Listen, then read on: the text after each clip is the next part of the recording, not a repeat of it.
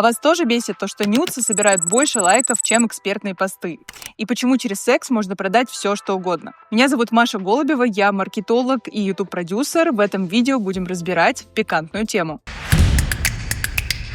Вообще, тема 18+ в рекламе, она достаточно историческая. Один из самых ярких примеров — это пачки сигарет, на которые начали клеить голых женщин, и продажи взлетели просто до небес. Но у этого всего есть психологический момент, именно поэтому реклама так активно использует красивое голое тело. Вообще, секс — это базовая потребность по пирамиде Маслоу, поэтому нас это так привлекает. Включаются животные инстинкты, и наше внимание сразу фокусируется туда, где нам сулят удовольствие. Во-вторых, секс связан с доминированием, властью. Вообще красивое голое тело всегда ассоциируется, с молодостью, с энергией. Именно поэтому это привлекает столько внимания. И у людей в подсознании появляется одна мысль, что если ты это купишь, то ты будешь таким же желанным, сексуальным, молодым и властным. И последний пункт, то, что секс — это табу, а все, что запрещено, то очень интересно. Теперь разберем, как вообще это работает в рекламе. Когда вы видите что-то подобное с темой 18+, то у вас в первую очередь срабатывают именно животные механизмы внутри. Соответственно, 18+ побеждает любую баннерную слепоту. Посмотрите только на примеры вот этих вот рекламных креативов. Для кого-то они покажутся too much, но я уверена, что они привлекли внимание. А если задача была именно такая, то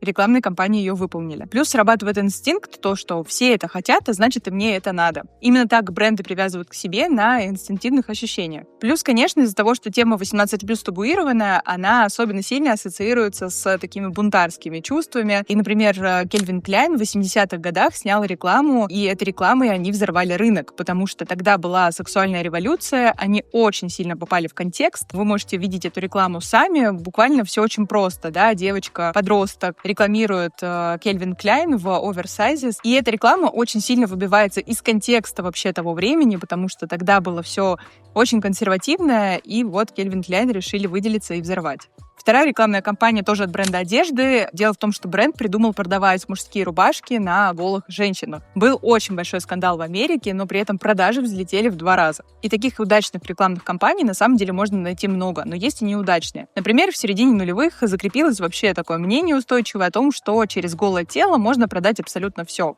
Одна бургерная компания решили тоже внедрить голых женщин в свой маркетинг, и она была провальная, потому что надо все-таки следить за течением времени. Сексуализированность, она может быть на пике, она может быть на спаде, и именно в те времена активно прорвался все-таки к нам феминизм. И когда сделали видео, где женщины в бикини сидят и едят бургеры, то, естественно, это вызвало больше негативную реакцию, чем позитивную, несмотря на то, что целевая аудитория у бургерной были в основном мужчины. И если мы говорим про тему секса в наших реалиях, то сейчас идет история про принятие своего тела, про открытые сексуальные разговоры в формате научпопа, нежели про голых инстатёлок, которые уже всем толком надоели. То есть сейчас у нас идет глобальный тренд на естественность, а значит то, что естественно, то не безобразно. Именно поэтому бренды одежды, которые сейчас используют более естественных моделей, они выигрывают на фоне тех, кто использует девочек с накачанными губами и грудью, потому что это как будто бы уже для общества снова too much. Давайте поговорим о том теперь, как вообще внедрить контекст